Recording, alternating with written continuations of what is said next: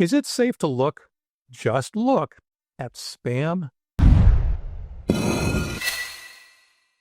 Hi everyone, Leo Notenboom here for askleo.com.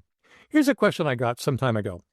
I'm interested in looking at what junk and spam I'm getting without jeopardizing myself.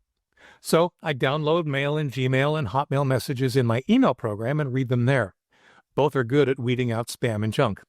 They keep these for 30 days and then delete them. I want to read these at least on the Gmail or Hotmail web pages. Just read and not click on anything.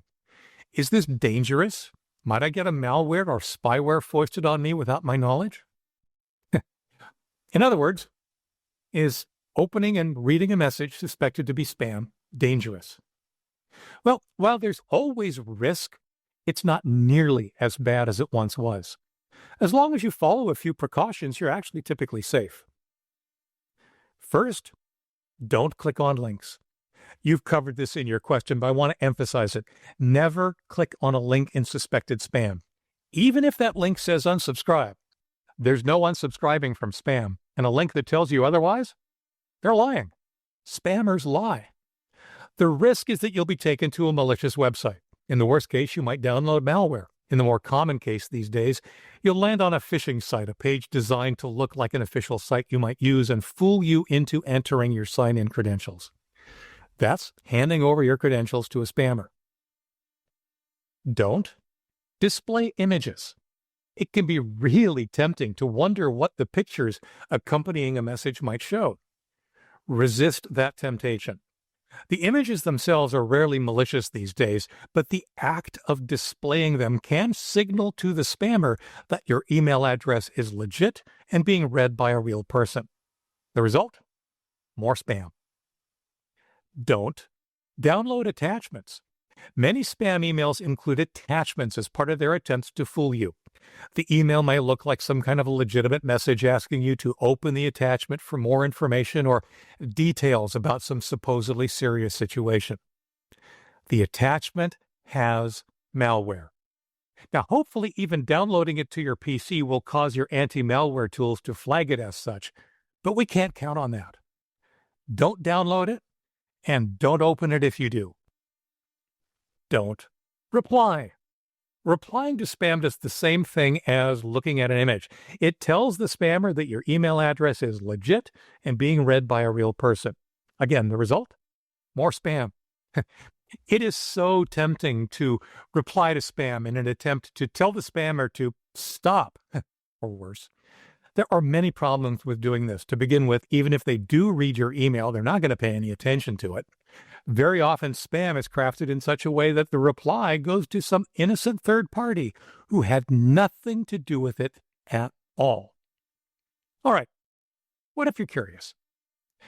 I do tend to look at suspected spam from time to time when I'm curious about where it came from or if I'm investigating whether it actually is spam.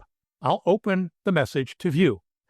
And I definitely follow the advice I just gave you. I don't click any links, I don't display the images, I don't download any attachments, and I don't reply to it. What I will do is view source.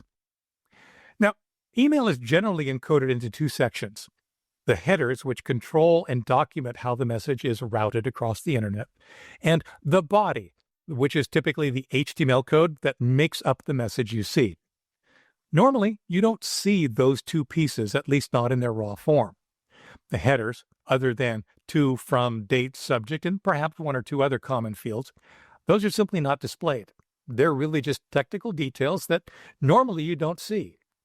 The body is displayed as the rendered HTML, meaning rather than the raw HTML code that makes up your message, you see, the message.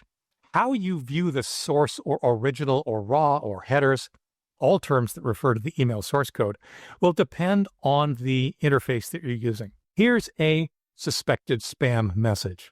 In my email interface, clicking on the Actions menu gives me the option I'm looking for. Show raw message. And yeah, I click on that, and it's a raw message I get. What you're looking at is actually only the first of 837 lines of information in that raw message. You can see that it starts with various notations about spam detection, where the message came from, and more. Eventually, maybe even as far as halfway down, the actual message body is included as well. Now, analyzing this information is typically what happens when deciding if something is or is not spam. The good news here is that, yeah, it's safe to look at the raw message if you're so inclined. As long as you don't act on any of the URLs or email addresses you might find in the message source code, you're fine. For the most part, there's little reason to examine spam, but I get that we're often curious. It's safe to do so as long as you follow the don'ts that I listed above. For updates, for comments, for links related to this topic and more, visit askleo.com/6335. I'm Leo Notenboom, and this is askleo.com. Thanks for watching.